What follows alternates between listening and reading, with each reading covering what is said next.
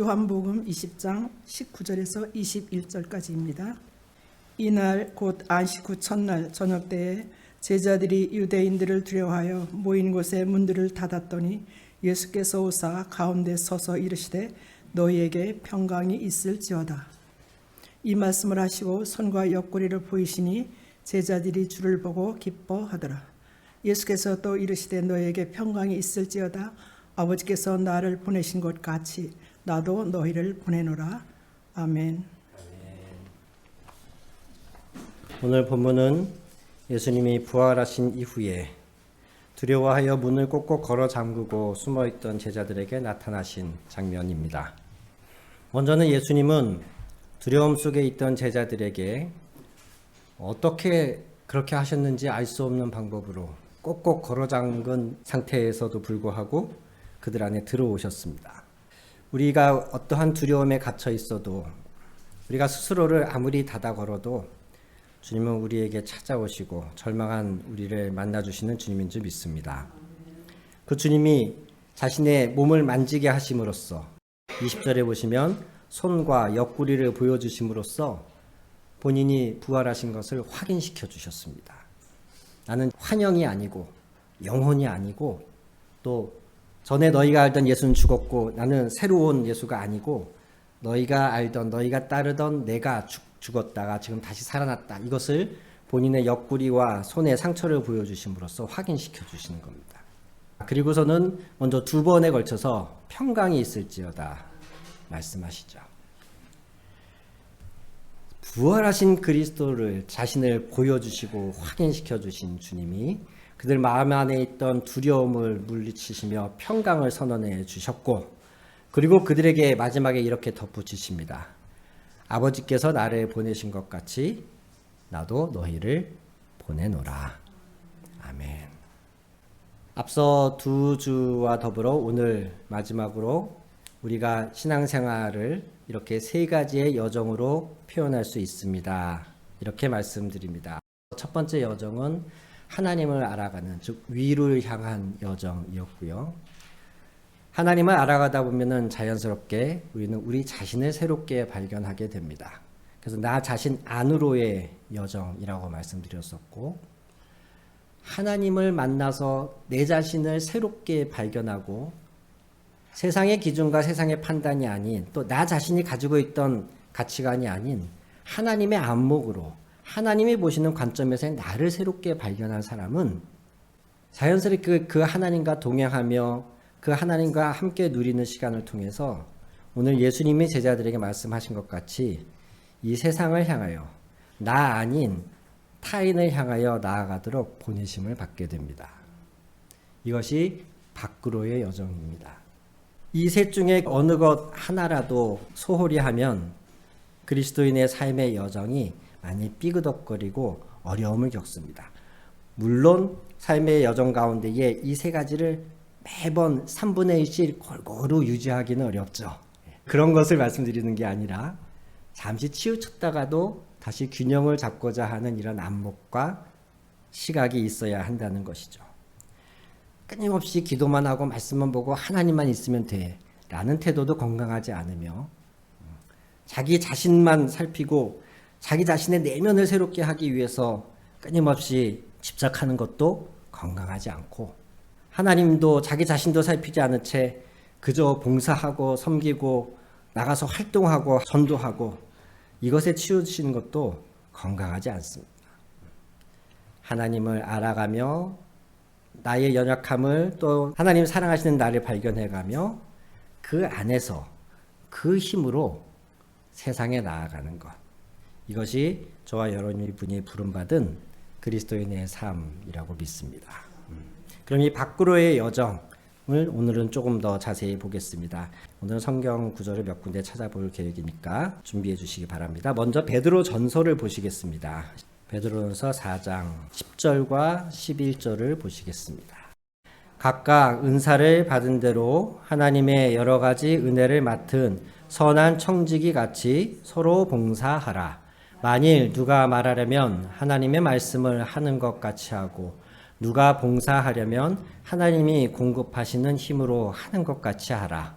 이는 범사에 예수 그리스도로 말미암아 하나님이 영광을 받으시게 하려 함이니 그에게 영광과 권능이 세세 무궁하도록 있느니라. 아멘. 좁은 의미에서는 교회 교인들을 향하여 하는 말입니다만 교인들이 이 사회에서의 역할을 함에도 동일하다고 저는 믿습니다. 우리에게는 서로 선한 청지기 같이, 우리는 다 청지기라는 것이죠. 즉 하나님이 우리 각자에게 맡기신 그 무엇이 있다는 겁니다. 그것이 타고난 재능이건 경험이나 교육을 통해서 얻어진 것이건 아니면 나의 사회적 지위나 역할로 인한 것이건 간에 우리는 하나님이 무언가 우리에게 맡기신 것을 다 가진 사람입니다. 믿으시기 바랍니다. 우리 중에 쓸모없는 사람 아무도 없습니다. 이 땅에 존재할 의미가 없는 사람 아무도 없습니다. 우리 모두는 무엇인가는 다 하나님으로부터 맡은 사람입니다. 그런 선한 청지기 같이 서로 봉사하라고 말하면서 그러나 그 봉사하는 힘은 그 원천은 하나님으로부터 오는 것이라고 적고 있습니다. 11절에 보니까 누가 말하려면 하나님의 말씀을 하는 것 같이 하고 교회 안에서 권면의 말이든 가르침의 말이든 격려의 말이든 또는 어떤 견책의 말이든 교회 안에서 말을 하려면 하나님의 말을 하는 것 같이 해야 합니다. 즉 내가 이 말을 하기를 하나님이 원하시는가? 같은 말이어도 어떤 식으로 표현하기를 원하실까? 지금 당장 하기를 하나님이 원하실까?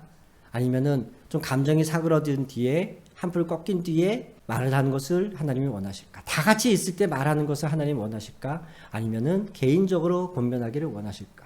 무슨 말을 하고자 하든 우리는 하나님의 말씀을 하는 것 같이 이 말의 원천이 하나님께로부터 오는 것이라는 인식 아래에 말로써 섬겨야 됩니다. 좋은 말은 양약과 같습니다. 우리 연약해져 있는 심신을 회복시켜줍니다. 말 한마디에 사람이 용기를 얻는 경험 있지 않으셨어요? 반면에 말 한마디에도 상처받고 오늘 하루 종일 기분이 좋았다가 집에 들어와서 아내나 남편이 하는 한마디 때문에 그 좋았던 기분 다 날아가 본 적 있지 않으세요? 말이 이렇게 영향력이 있거든요. 때문에 우리는 말을 할 때에 내가 이 말은 안 하면 못 견디겠어. 막 내 속에서 올라오는 그것 때문에 말을 하는 것이 아닙니다. 하나님이 이 말을 하기를 원하실까? 어떻게 하기를 원하실까? 늘 이처럼 내가 밖으로 하나님의 사람으로서 영향력을 행사하는 모든 과정의 시작점, 출발점은 항상 하나님께 있다라는 것을 의식해야 합니다. 봉사하는 것도 하나님이 공급하시는 힘으로 하는 것 같이 하라. 이렇게 말씀하시잖아요. 우리가 어떤 달란트가 있고 기술이 있고 또는 재정이 있어서 그것으로 봉사를 하는데 그것이 내게서 나간다고 생각하시면 안 됩니다. 그러다 보면 어느 순간은 내가 이렇게까지 하는데 라고 하는 마음이 들 수 있어요. 나처럼 하지 않는 누군가에 대해서 실망하거나 화가 날 수가 있습니다. 아깝다는 생각이 들 수도 있어요. 이 모든 생각이 다 내가 한다고 내 것에서 나간다고 생각하기 때문에 그렇습니다. 그런 사람들은 오늘 이 말씀을 기억하십시오. 우리의 밖으로의 여정, 타인을 섬기고 다른 사람들에게 그리스도의 복음을 가져가고 이 사회를 좀 더 아름답게 만드는 이 모든 과정의 힘의 원천은 하나님께로부터 오는 것이어야 합니다. 그렇기 때문에 내가 잘난 척을 할 수도 없고요. 생색낼 수도 없습니다. 그리고 하나님께로부터 오는 힘으로 우리가 하는 것임을 믿는다면 하나님이 주시지 않은 건 안 하면 돼요. 과도하게 교회의 모든 일들을, 교회뿐 아니라 집안의 모든 대소사를 책임지려고 하는 사람들이 가끔 있습니다. 집에 무슨 일만 나면 제일 앞장서 가지고 그 문제를 해결하고 그 어려움을 다 이렇게 도맡아서 하는 장녀 컴플렉스, 그것이 적절하게 사용되면은 다른 분들에게, 가족 구성원이나 교회 구성원들에게 힘이 되고 정말 큰 도움이 되는데 그것이 어떤 선을 넘게 되면 본인도 너무 힘들고 나는 도와줬다고 생각했는데 도움 받은 사람도 오히려 상처가 될 수가 있습니다. 하나님이 공급하시는 힘으로 봉사한다. 이 말은 하나님과 함께 하는 것이에요. 하나님이 하지 말라고 하시면 안 할 줄도 아는 것이 하나님의 봉사를 하는 법이에요. 하면서도 생색내지 않는 것이 하나님의 힘으로 하는 봉사입니다. 그래서 바울 사도는 말하지 않습니까? 모든 사도 중에 내가 가장 수고하였으나 가장 많이 고생했어요, 사도 바울이. 그럼에도 내가 한 것이 아니라고 말하지 않습니까? 하나님의 은혜 덕분에 했다. 타인을 향한 밖으로의 여정의 출발점은 하나님으로부터 공급받는 것이어야 합니다. 그래서 이 밖으로의 여정이 위로의 여정, 하나님을 알아가는 여정과 분리될 수 없는 이유도 여기에 있습니다. 처음에 받은 은혜, 구원받을 때의 그 감격, 그것을 먼 과거의 추억으로만 가지고 있는 채 그저 오늘 섬기는 것은 나의 노력과 나의 의지와 나의 힘으로 섬긴다면 이런 사람은 금방 탈진합니다. 하나님께로의 여정, 위로의 이 여정이 날마다 새로운 사람이어야, 하나님을 날마다 새롭게 경험하고 동행할 줄 아는 사람이어야 이 밖으로의 여정, 남을 섬기는 여정도 날마다 힘이 있을 수 있어요. 두 번째로는 디모데후서 4장 6절 다 같이 봉독합니다. 네가 이것으로 형제를 깨우치면 그리스도 예수의 좋은 일꾼이 되어 믿음의 말씀과 내가 따르는 좋은 교훈으로 양육을 받으리라. 바울 사도가 아들같이 여기던 디모데에게 이런저런 목회적인 가르침을 주고 있는 서신이 디모데서입니다. 네가, 여기서 너는 디모데이죠. 이것으로는 지금까지 바울이 이야기해온 복음의 내용들, 가르침들이죠. 이것으로 형제를 깨우치면, 형제들을 잘 가르치고 깨우치면 그리스도 예수의 좋은 일꾼이 될 것이다. 저는 예전에 이 본문을 보면서 그렇게 생각했었습니다. 복음으로 교인들을 잘 가르치면 그들이, 나의 가르침을 받은 그들이 그리스도 예수의 좋은 일꾼이 될 것이다. 이렇게 이해를 했었어요. 또 그 뒤에 말씀도 마찬가지예요. 믿음의 말씀과 네가 따르는 좋은 교훈으로 양육을 받으리라. 여기서 양육을 받는 대상이 내가 가르친 그 사람들, 교인들이라고 생각했어요. 내가 잘 가르치면, 형제를 깨우치면 그 형제들이 좋은 일꾼이 되고 그 형제들이 양육을 받으리라. 이렇게 문맥을 이해를 했었어요. 아니더라고요. 아닙니다. 여기서 헬라어 원어로 보면 일꾼이 될 것이다 라는 단어가 2인칭 단수예요. 우리말로 하면 너예요, 너. 지금 이 편지를 받아보고 있는 디모데를 말하는 것이에요. 양육을 받으리라 할 때에도 마찬가지입니다. 이 동사 역시 2인칭 단수형입니다. 디모데를 향해서 하는 말이에요. 그래서 새 번역에서는 이렇게 번역합니다. 그대가 이런 교훈으로 형제자매를 깨우치면 그대는, 주어를 다시 확인시켜줘요. 디모데, 당신은 믿음의 말씀과 그대가 지금까지 쫓고 있는 좋은 교훈으로 양육을 받아서 그리스도 예수의 좋은 일꾼이 될 것입니다. 누가 그렇게 된다고요? 디모데가요. 결론부터 말씀드리면 두 번째는 우리가 밖으로의 여정, 남을 섬기는 여정으로 하나님이 부르실 때에 그 섬김을 통해서 양육받고 좋은 일꾼이 되는 것은 나 자신입니다. 나 자신입니다. 내가 잘 가르치는 것을 통하여 더 발전하는 것이에요. 학생들에게 공부하는 법을 가르치는 여러 영상이나 컨텐츠를 봤을 때 이구동성으로 하는 말이 가장 확실하게 자신의 것으로 만드는 것. 내가 지금 공부한 이 내용을 가장 확실하게 내 머리에 넣고 가장 확실하게 내 자신의 것으로 만드는 방법은 남을 가르쳐 보는 것이라 그래요.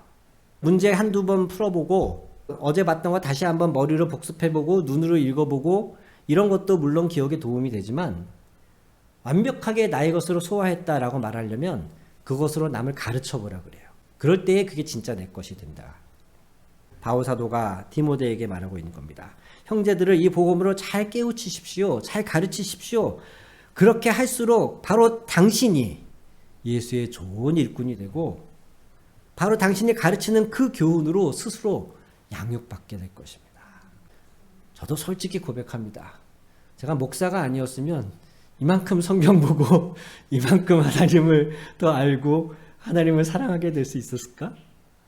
제가 목사라는 사실이 저의 신앙을 성숙시키고 발전시키는데 정말 큰 도움이 됐습니다.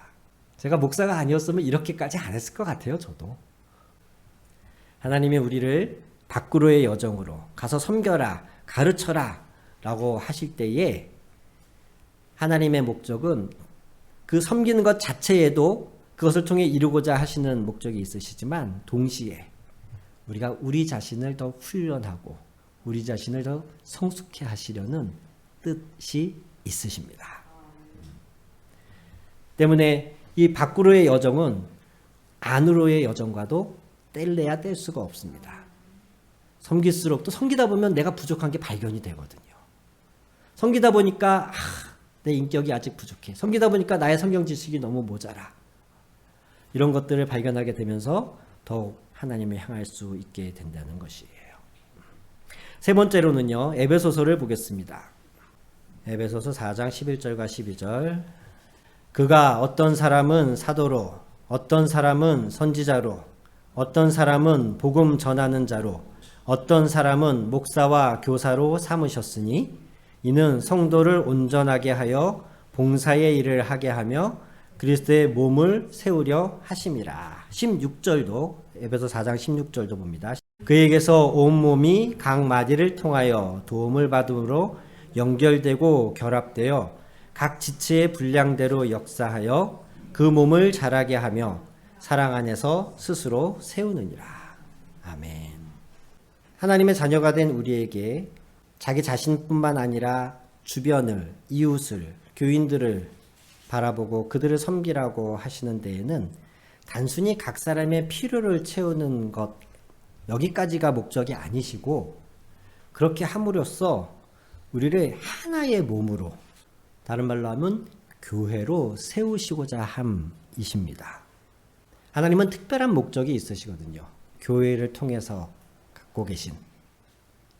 그냥 그리스도인 한 사람 한 사람들이 저마다 위로받고 힘을 내어서 서로의 필요를 채우면서 각자 알아서 잘 사는, 이것이 하나님이 생각하신 비전이 아니셨어요.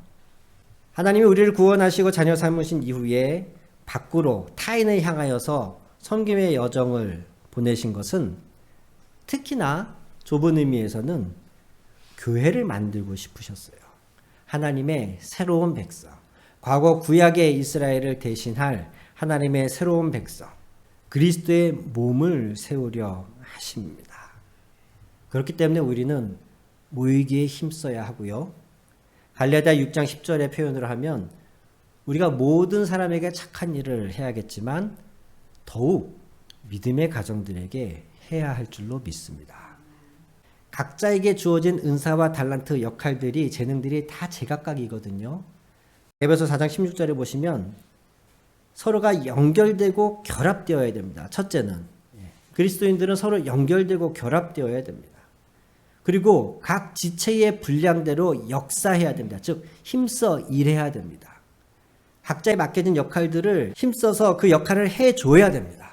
세상에서는 그렇게 말합니다. 80대 20 법칙. 그래가지고 어느 집단이든 어느 공동체든 열심히 하는 20%가 나머지 80%를 끌고 간다. 아무리 사람이 많이 모여 있어도 그중에 제 역할을 하는 사람은 20%다. 그 20% 덕분에 그 집단이 끌고 가는 거다. 이렇게 말을 합니다. 사실 교회에서도 그런 모습이 나타납니다. 그러나 그것은 하나님이 애초에 원하셨던 모습은 아닙니다. 하나님은 우리 각자에게 주신 저마다의 은사와 역할들이 이미 있으셔요.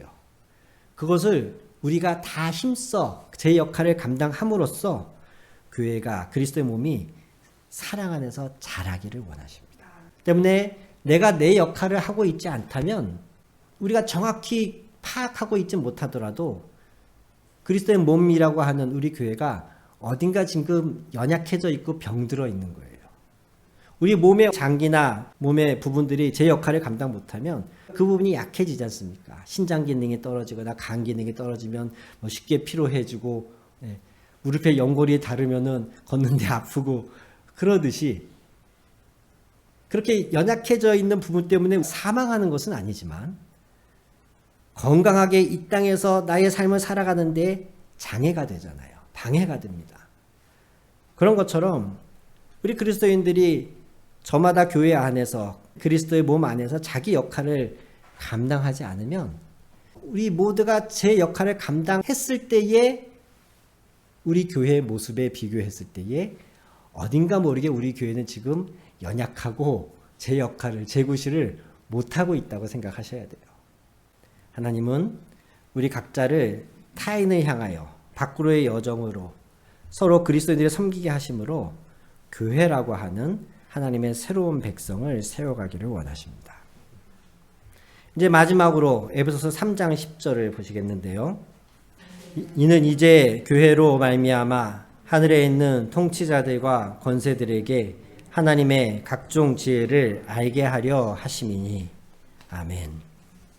신명기 4장 5절에도 나의 하나님 여호와께서 명령하신 대로 규례와 법도를 너희에게 가르쳤나니 이는 너희가 들어가서 기업으로 차지할 땅에서 그대로 행하게 하려 함인즉.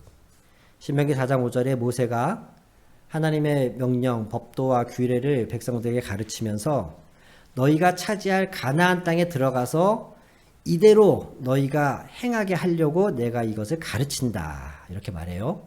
그 다음에 신명기 4장 6절에 너희는 지켜 행하라. 이것이 여러 민족 앞에서 너희의 지혜요 너희의 지식이니라. 그들이 이 모든 규례를 듣고 이르기를 이 큰 나라 사람은 과연 지혜와 지식이 있는 백성이로다 하리라. 이렇게 적고 있어요. 우리가 하나님의 말씀을 가지고 규례와 법도를 가지고 가나안 땅에 들어가서 살기 시작함으로써 그 가나안 땅에 있던 이방 민족들이 놀랄 것이라는 거예요. 야, 이 큰 민족은, 이 큰 나라는 우리와는 다른 특별한 지혜와 지식이 있는 백성이다. 이렇게 감탄할 것이라는 거예요. 하나님이 그걸 기대하셔서, 그걸 원하셔서 이스라엘 백성을 택하셨고 그들에게 하나님의 규례와 법도를 지금 가르치고 계신 겁니다. 요약하면 하나님의 백성은 이 세상에 살지만 다른 방식으로 사는 사람들이라는 것이에요. 하나님의 지혜와 지식으로, 말씀으로. 그것은 구약이나 신약이나 똑같습니다. 이 시대도 마찬가지입니다. 하나님이 교회를 통해서 이 세상의 통치자들과 권세들에게 하나님 아는 것을 대적하여 높아져 있는 저 불순종하는 자들에게 역사하는 악한 영들에게 복음을 전하는 것을 회방하고 불평들과 불공정과 불의와 악행들이 폭력들이 횡행하는 이 세대에 하나님은 보여주고 싶으신 거예요. 하나님의 각종 지혜를.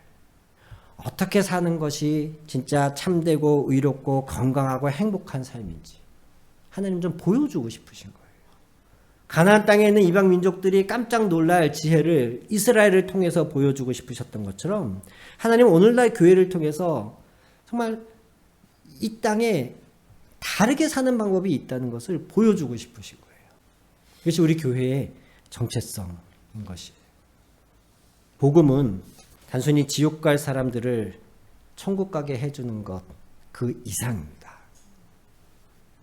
우리가 하나님의 백성이 되는 것은 구원의 출발점입니다. 그것 자체가 목적이었으면 우리가 예수님 믿고 바로 죽는 게 제일 행복한 거 아니겠습니까?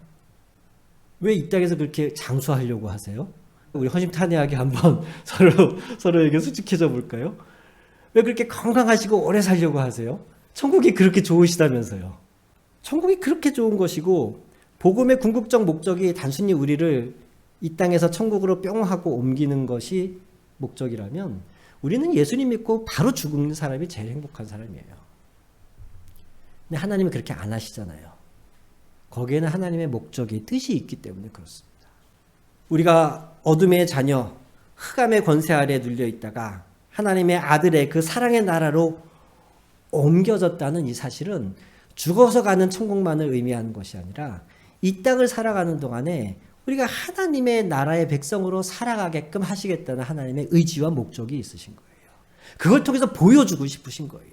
하나님의 각종 지혜를, 하나님의 각종 은혜와 사랑을, 하나님의 백성이 사는 그 삶의 방식의 놀라움을 하나님은 좀 보여주고 싶으신 거예요.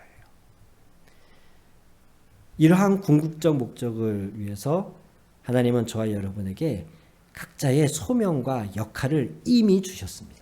우리가 아직 그것을 모른다면 그 그것은 첫째, 하나님이 나를 통해 이루고자 하시는 그 하나님의 목적과 뜻에 내가 관심이 없기 때문에 그래요.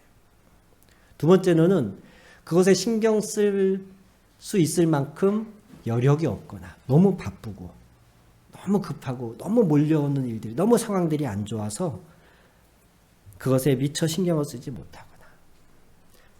그러나 기억하셔야 됩니다. 내가 아직 발견하지 못했을 뿐이지 하나님은 이미 저와 여러분 한 사람 한 사람을 향한 이 땅에서의 삶의 목적과 뜻이 있다는 사실을 믿으시기 바랍니다.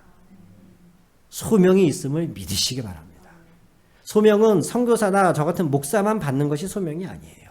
그리고 소명은 뭐 거창하고 대단한 일을 하는 것이 소명이 아닙니다. 소명을 크게 두 가지로 나누면요. 하나는 지금 하고 있는 일이 아닌 어떤 다른 일이 될 수도 있습니다. 하나님은 그렇게도 일하십니다. 갑자기 물고기나 잡던 베드로 같은 사람을 낚는 어부로 부르시는 것처럼 지금 내가 하고 있는 자리, 하고 있는 일을 떠나서 새로운 곳을 시작하게 하시는 것도 소명입니다. 그러나 더 많은 경우에는 하나님은 내가 여전히 같은 자리에서 같은 일을 하더라도 새로운 마음으로 하게 하십니다. 이것 또한 소명입니다. 내가 단순히 먹고 살기 위해서, 입에 풀칠하기 위해서 한다고 생각했던 이 직업이 타인을 돕고 섬기는 하나님의 방법이 될 수 있다는 걸 깨닫고 이 일을 대하는 나의 태도가 바뀌는 건 역시 소명입니다. 아마 이런 이야기 많이 들어보셨을 거예요. 어떤 사람이 길을 가면서 공사장에서 어떤 사람에게 물었습니다. 인부에게. 당신은 지금 뭘 하고 있습니까? 보면 모르시오, 벽돌 나르고 있지. 첫 번째 사람의 대답입니다. 두 번째 사람에게 또 묻습니다. 당신은 지금 뭘 하십니까? 난 지금 큰 건물을 짓고 있어. 마지막으로 세 번째 사람에게 물었습니다. 당신은 지금 뭘 하고 있습니까? 나는 지금 하나님을 예배할 거룩한 성전을 짓고 있습니다. 같은 공사장에서 같은 일을 하고 있지만 그 마인드와 생각은 천지 차이인 것이죠. 나는 그저 벽돌 나르는 사람이야. 5분 전에도 벽돌 나르고 있었고 5분 뒤에도 벽돌 나르고 있고 앞으로 1시간 뒤에도 나는 벽돌 나르고 있어. 아우 지겨워 죽겠어. 이런 사람이 무슨 소명의식으로 기쁨 가운데 살아갈 수 있겠습니까? 그런데 같은 일을 하면서도 나는 지금 하나님을 예배하는 장소로 쓰일 거룩한 예배당을 짓고 있어. 이런 마음과 태도로 일하는 것이 소명이라는 것이에요. 이런 사람들을 통해서 하나님은 이 땅에 살아도 하나님의 나라로 살아갈 수 있음을 하나님 보여주고 싶어 하신 것입니다. 그 여정이 바로 이 밖으로의 여정입니다. 우리가 하나님을 만나게 되고 그분이 나를 보시든 나를 보게 되어지고 하나님과 나 사이에서 계속 깊은 교감이 있다 보면 그 사람은 그 안에 계속 침륜해서 홀로 계속 영성만 쌓아가는 사람이 되는 것이 아니라 하나님은 어느 시점에서 우리를 보내셔요. 나가라, 섬겨라. 너희가 할 일이 있다. 그럴 때에 어쩌면 부담스러우실 수도 있고 귀찮으실 수도 있겠지만 그 여정에 여러분이 함께 하신다면 여러분 스스로도 성숙해 가실 것이며 여러분의 섬김을 통해 교회가 자라갈 것이며 결국 그 교회가 이 땅에서 하나님 나라를 확장하는 놀라운 역사를 보시게 될 줄 믿습니다. 우리 같이 기도하시겠습니다.